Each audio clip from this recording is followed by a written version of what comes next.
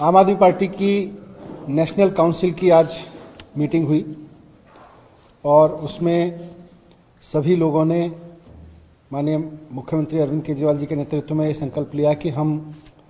अगले 2 साल में जो 6 राज्यों के विधानसभा चुनाव होने हैं उनमें ज़ोर शोर से शिरकत करेंगे। पूरे दम लगा के पार्टी चुनाव लड़ेगी और बहुत सोच समझ के मुद्दे के साथ में उन राज्यों के लोगों की जो जनता की अपेक्षाएं हैं, क्योंकि जब दिल्ली में अब सरकार चल रही है और दिल्ली की सरकार ने पिछले 6-7 साल में हेल्थ में, एजुकेशन में, रोज़गार में, इकोनॉमी में जो काम किए हैं, इंफ्रास्ट्रक्चर डेवलपमेंट में जो काम किए हैं,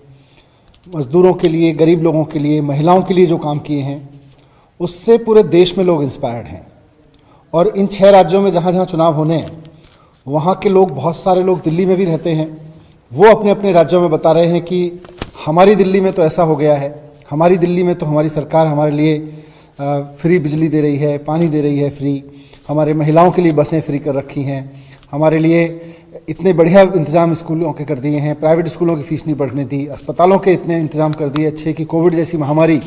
जिसका दिल्ली पे बहुत ज़बरदस्त असर था, उसके बावजूद कहीं कोई क्राइसिस नहीं हुआ दिल्ली में। तो ये सारी बातें इन 6 राज्यों के लोग जो हैं, जो अलग अलग राज्यों से दिल्ली में रहते हैं, वो भी अपने अपने घर में, अपने गांव में, अपने कस्बे में लोगों को बताते हैं। और वहाँ से फिर लोगों की डिमांड ये आई कि हमारे राज्य में भी ऐसा हो सकता है। अगर दिल्ली में 80% आबादी को बिजली फ्री मिल सकती है तो उत्तर प्रदेश, उत्तराखंड या बाकी राज्यों में, पंजाब में, गोवा में, गुजरात, हिमाचल प्रदेश में क्यों नहीं मिल सकती है? अगर दिल्ली के सरकारी स्कूल अच्छे हो सकते हैं तो पंजाब के सरकारी स्कूल, उत्तराखंड के, उत्तर प्रदेश के सरकारी स्कूल अच्छे क्यों नहीं हो सकते हैं? हिमाचल प्रदेश के, गुजरात के सरकारी स्कूल अच्छे क्यों नहीं हो सकते हैं? गोवा के सरकारी स्कूल अच्छे क्यों नहीं हो सकते हैं? तो ये सारी चीज़ें उन राज्यों से उठ रही थी। वहाँ के राज्यों से लोग डिमांड कर रहे थे, मुख्यमंत्री जी से भी मिल रहे थे,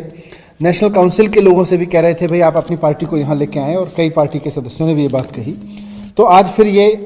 सर्वसम्मति से निर्णय लिया कि पूरी पार्टी ज़ोर शोर से चुनाव लड़ेगी। पंजाब, उत्तराखंड, उत्तर प्रदेश, हिमाचल, गुजरात और गोवा के विधानसभा चुनाव लड़े जाएंगे और वहाँ पर उन्हीं मुद्दों पर जिनके लिए दिल्ली में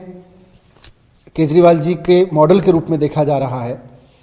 वहाँ के लोग भी केजरीवाल जी के इस मॉडल को मौका देंगे, लोगों के बीच इसको रखा जाएगा। इसके साथ साथ पार्टी में आज किसान आंदोलन को लेकर भी चर्चा हुई नेशनल काउंसिल में, और जो नेशनल काउंसिल के सदस्यों ने भी और तमाम नेताओं ने भी इस बात को रखा कि किस तरह से किसान आंदोलन को बदनाम करने के लिए साजिश के तहत ये हरकतें कराई गईं, और जो असली गुनहगार हैं इस तरह की वायलेंस के, उनके खिलाफ कार्रवाई नहीं की जा रही है। और साथ साथ 26 तारीख को तो जो हुआ सो हुआ, लेकिन अभी किसानों की जो मांग है, जिसके लिए किसान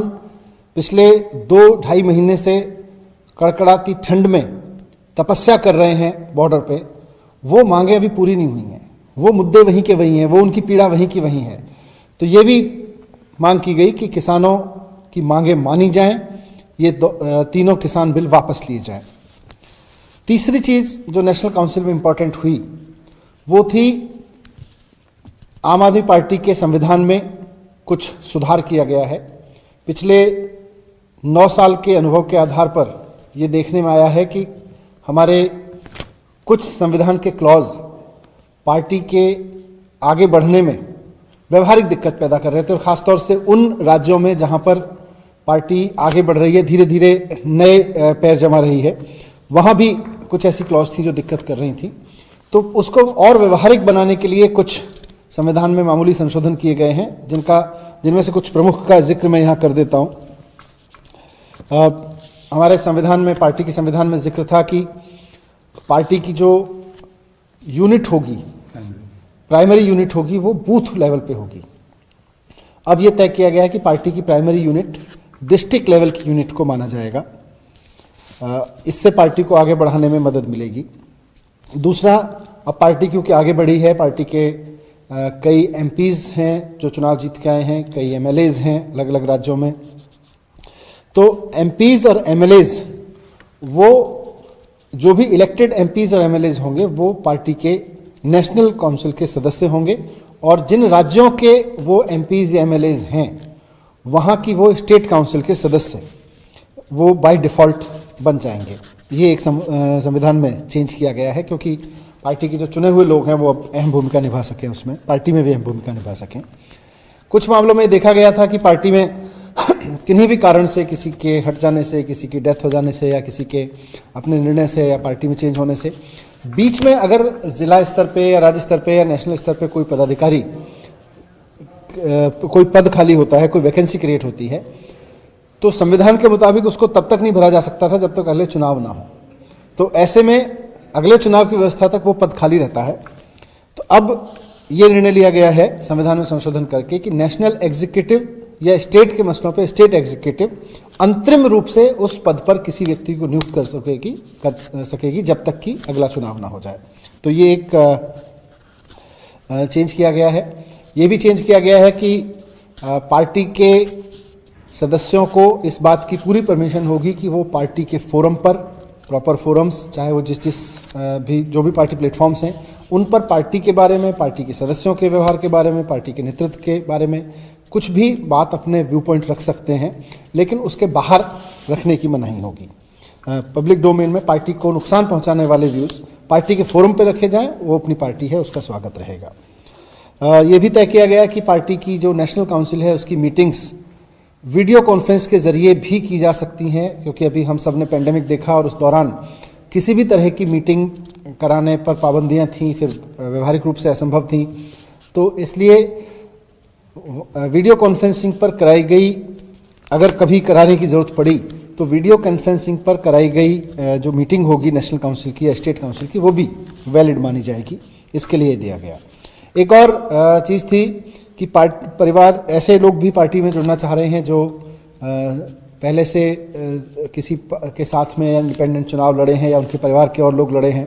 हमारी पार्टी में एक संविधान में व्यवस्था है कि कोई भी व्यक्ति किसी भी परिवार से एक ही व्यक्ति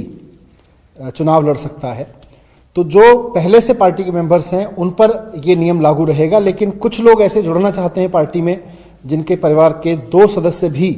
चुनाव लड़ चुके हैं और वो चाहते हैं कि वो अब पार्टी में आके जुड़ें और पार्टी में सेवा दें। तो ऐसे लोगों को भी अवसर पार्टी दे रही है, और अगर उनके परिवार के सदस्य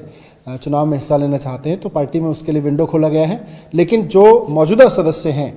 जो पहले से व्यवस्था जिन पे लागू है उन पे लागू रहेगी, लेकिन नए व्यक्ति अगर कोई ऐसा ज्वाइन करना चाहेगा जिसके परिवार में कोई और भी व्यक्ति चुनाव लड़ चुका है, तो उसका पार्टी दोनों का फिर स्वागत करेगी। हमारी खबरों को देखने के लिए चैनल को सब्सक्राइब कर लीजिए। शुक्रिया।